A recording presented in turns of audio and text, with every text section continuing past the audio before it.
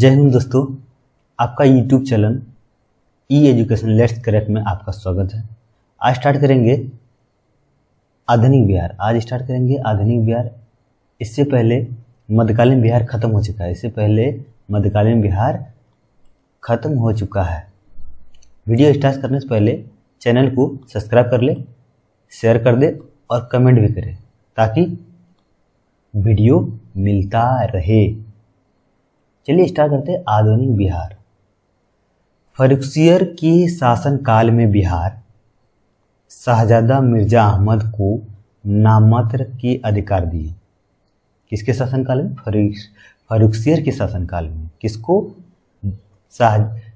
शाहजादा मिर्जा अहमद को नाममात्र के अधिकार दिए और बंगाल के नाजिम शुजाउद्दीन को सहायक नियुक्त किया गया।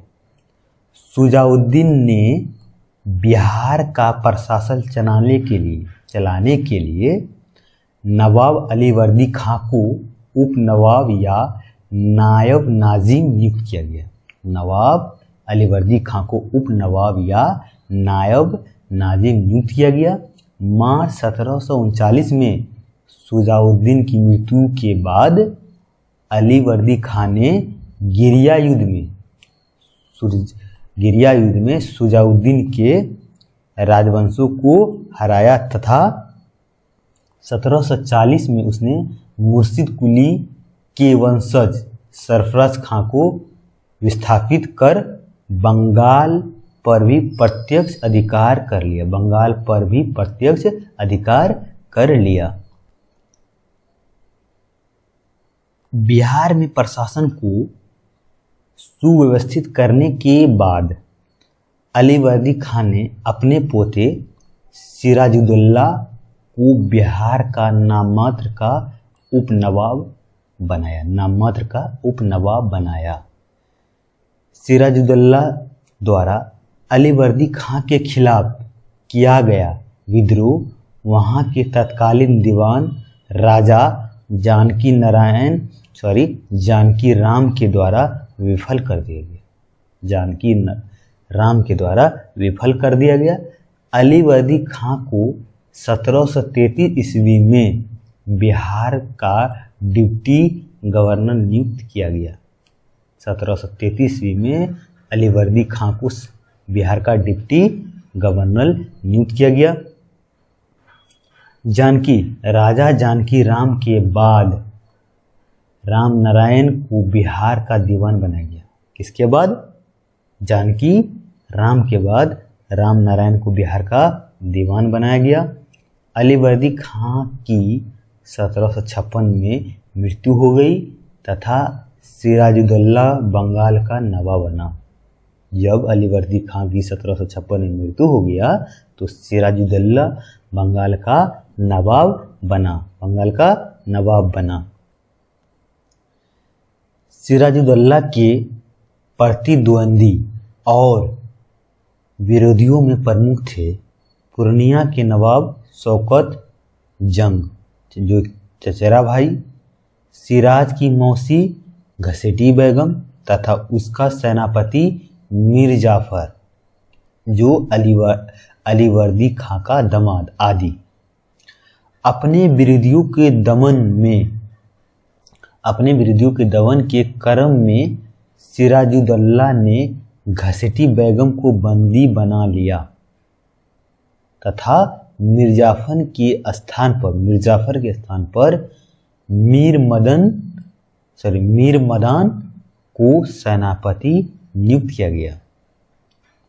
अक्टूबर 1756 ईस्वी में मनिहारी के युद्ध में सिराज ने शौकत को पराजित कर उसकी हत्या कर दी गई। 23 जून 1700 इस लाइन इंपॉर्टेंट है, याद रखिएगा। 23 जून 1757 को पलासी नामक स्थान पर बंगाल के नवाब सिराजुद्दौला और ब्रिटिश ईस्ट इंडिया कंपनी की सेना के बीच ऐतिहासिक पलासी युद्ध हुआ। कब? 23 जून 1757। पूछ सकता है प्लासी युद्ध कब हुआ? 23 जून 1757। युद्ध हुआ मुर्शिदाबाद हुआ, जिसमें सिराजुद्दौला की मृत्यु हो गई और कंपनी का नेतृत्व कर रहे कौन? Lord Clive. नेतृत्व कौन कर रहे थे? Lord Clive. लॉर्ड क्लाइव की जीत हो गई, जीत हो गई। प्लासी युद्ध के बाद लॉर्ड क्लाइव ने मीर जाफर को बंगाल का नवाब नियुक्त किया गया। इस युद्ध के बाद लॉर्ड क्लाइव ने मीर जाफर को बंगाल का नवाब नियुक्त किया। प्लासी युद्ध हुआ कब हुआ? 23 जून 1757 को प्लासी युद्ध हुआ और उसके साथ पटना आया। लॉर्ड क्लाइव ने मीर जाफर के पुत्र कौन? मीरन को बिहार का उप नवाब नियुक्त किया गया, लेकिन वह नाममात्र का प्रशासक था, जबकि वास्तविक सत्ता बिहार के नायब नाजिम राजा राम नारायण के हाथों में थी। इलाहाबाद की संधि के बाद रॉबर्ट क्लाइव ने 2 उप दीवान नियुक्त किए गए। इनमें बंगाल के लिए मोहम्मद राजा खान, बंगाल के लिए मोहम्मद रजा खान एवं बिहार के लिए सिताब राय थे। सिताब राय बिहार के लिए सिताब राय थे। अली गौहर शाह आलम द्वितीय ने 1760 में पटना में घेरा डाला, लेकिन कैप्टन नॉक्स के नेतृत्व में ब्रिटिश सेना ने उसे मार भगाया। किसके नेतृत्व में? कैप्टन नॉक्स के नेतृत्व में ब्रिटिश सेना ने उसे मार भगाया। अली गौहर का बिहार आगमन 1759 में समाप्त हो गया। अली गौहर का बिहार आगमन 1759 में समाप्त हुआ। मुगल सम्राट आलमगीर द्वितीय की मृत्यु के बाद अली गौहर ने दिल्ली के सिंहासन पर अधिकार के लिए अंग्रेज का सहयोग लिया। पटना में अंग्रेजी फैक्ट्री में अली गौहर का राज्य अभिषेक हुआ। पटना में अंग्रेजी फैक्ट्री में अली गौहर का राज्य अभिषेक हुआ। 1760 ईस्वी में मीर जाफर के स्थान पर मीर कासिम को बंगाल का नवाब बनाया। कब? मीर कासिम को बंगाल का नवाब 1760। किसके स्थान पर? मीर जाफर के स्थान पर। नवाब मीर कासिम ने अपनी राजधानी को मुर्शिदाबाद से हटाकर मुंगेर ले गया। मुर्शिदाबाद से हटाकर अपनी राजधानी मुंगेर ले गया। नवाब कौन? मीर कासिम। ये लाइन इम्पोर्टेंट है, याद रखिए, इस लाइन बहुत इम्पोर्टेंट है। ये लाइन जो बहुत इम्पोर्टेंट है। 1764 ईस्वी में, ये तो बक्सर युद्ध लगा।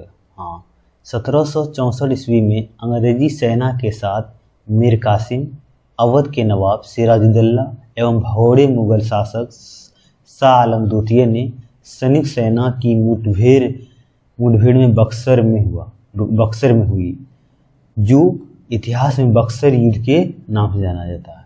बक्सर युद्ध 1764। सर हेक्टर मुनरो के नेतृत्व में अंग्रेज, किसके नेतृत्व में? Sir Hector Munro. प्लासी किसके? Robert Clive. और बक्सर हेक्टर मुनरो के नेतृत्व में अंग्रेजी सेना ने 3 शासकों की संयुक्त सेना को पराजित किया। किसने? हेक्टर मुनरो ने। बक्सर युद्ध के बाद शाह आलम द्वितीय ने बिहार, बंगाल और उड़ीसा के क्षेत्रों में दीवानी अर्थात लगान वसूली का अधिकार ईस्ट इंडिया कंपनी को प्रदान किया। शाह आलम द्वितीय ने। रॉबर्ट क्लाइव ने 1765 ईस्वी में बंगाल एवं बिहार के क्षेत्र में द्वैध शासन लागू किया। किसने द्वैध शासन लागू किया बंगाल और बिहार में? रॉबर्ट क्लाइव ने कब किया? 1765 ईस्वी में। सर लियोनील कार्टिस को द्वैत शासन का जनक कहा। ये इंपॉर्टेंट है, इस लाइन इंपॉर्टेंट है। द्वैत शासन का जनक किसे कहा जाता है? Sir Leon Curtis. Sir Lionel Curtis को कहा जाता है।